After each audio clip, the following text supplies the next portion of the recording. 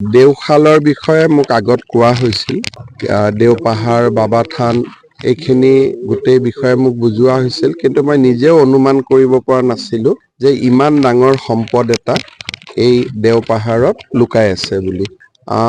ইয়াত কিছুমান এনেকুৱা ধৰণৰ স্থাপত্য আছে যিবিলাকে একেবাৰে অষ্টম নৱম শতিকাত অসম কিমান আগত আছিলে তাৰ বিষয়ে এটা ডাঙৰ বৰ্ণনা পোৱা যায়। আৰ্কিঅলজিকেলিও ডাঙৰ আছিলে আৰু যিবিলাক নেৰেটিভ ইয়াত আছে বা যিবিলাক বিভিন্ন ধৰণৰ মূৰ্তিসমূহে যিবিলাক কাহিনী কৈছে, সেই কাহিনীবিলাক কোনোবাই দেখিলে সেই সময়তে অসম কিমান অগ্ৰণী ৰাজ্য আছিল তাক গম পোৱা যায়। আজি আমাৰ অসমীয়া ধ্ৰুপদী ভাষা হৈছে, কিন্তু 1200 শতিকাতে লিখা ল বা বিভিন্ন ধৰণৰ শব্দাক্ষৰ ইয়াতে আছে। মই দুৰ্ভাগ্য বুলি ক'ব লাগিব যে আমি অসমতহে থাকোঁ, কিন্তু কাজিৰঙালৈকে আহি থকা হয়, কিন্তু দেওপাহাৰত অহা নাছিল, বা মইতো জানাত কাজিৰঙাৰ হয়তো টুৰিষ্টসকলেও নাজানে যে ইমান ডাঙৰ এটা আৰ্কিঅলজিকেল ট্ৰেজাৰ এটা আমাৰ ইয়াতে আছে। মই ঘূৰি গৈ পেলাই মন্ত্ৰী অতুল বৰা ডাঙৰীয়াৰ লগত আলোচনা কৰি এই পাহাৰখনক কেনেকে আমি পৰ্যটনস্থলী আৰু তাৰ লগে লগে ইয়াৰ সম্পদসমূহক ৰক্ষণাবেক্ষণ আৰু বহুত সম্পদ এতিয়াও আৰ্কিঅলজিকেল যিটো এক্সকাভেশ্যন হয় সেইটো এতিয়াও হোৱা নাই। চেষ্টা কৰিলে আৰু বহুত সম্পদ ইয়াতে ওলাব।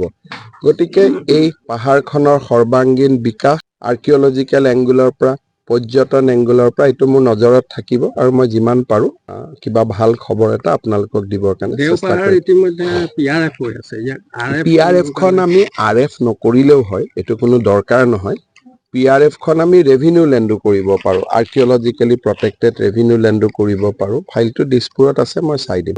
আজি মই প্ৰথম আহিছোঁ, আপোনালোকৰ পৰামৰ্শখিনি আপোনালোকে উপায়ুক্তক দিব, অতুল বৰাকো দিব, MP সাহেবকো দিব। আমি 2 এদিনতে ইয়াৰ ওপৰত মই অলপ কমিটি এটা কৰি দিম যাতে ভাল পৰামৰ্শ আমাক দিব পাৰে কি আমি কৰিব পাৰোঁ। হাতী মানুহৰ সংঘাতটো আপোনালোকে জানে যে এইবিলাক এটা সময়ত এলিফেণ্ট কৰিডৰ আছিলে, উদ্যোগ হ'ল, হাতীয়ে নিজৰ ৰাস্তাটো বিচাৰি আহেই। তাৰ লগত বিভিন্ন ধৰণে আমি সংঘাতটো কমাবৰ কাৰণে প্ৰচেষ্টা কৰি আছোঁ, কিন্তু এই গোটেই অঞ্চলটোত সেই প্ৰব্লেমটো আছে আৰু তাৰ পৰা একেবাৰে সমাধান পোৱাৰো ৰাস্তা নাই যে হাতীটোক। কিন্তু এইবাৰ মই ভাৰত চৰকাৰক এটা অনুৰোধ কৰিছোঁ যে কিছু হাতী আমি ঘৰচীয়া কৰিব পাৰোঁ নেকি, কাৰণ নহ'লে কি হৈছে যে হাতীৰ পৰিমাণটো ইমান বাঢ়িছে, সোলাৰ ফেন্সিং কিবা লগাই আমি কিমান দূৰ কি কৰিব পাৰিম। গতিকে সেই কথা এটাও দিল্লীত এইবাৰ মই পাতিছোঁ যে আগতে বনৰীয়া হাতীক ঘৰচীয়া কৰা হৈছিলে, সেই বস্তুটো পিছত ভাৰত চৰকাৰে বন্ধ কৰি দিলে,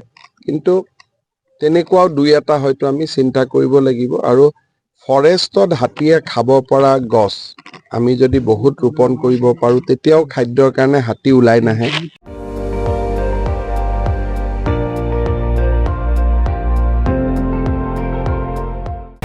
আপুনি চাই আছে ND24, সৰ্বশ্ৰেষ্ঠ নহয়, সৰ্বোত্তমৰ দৌৰত।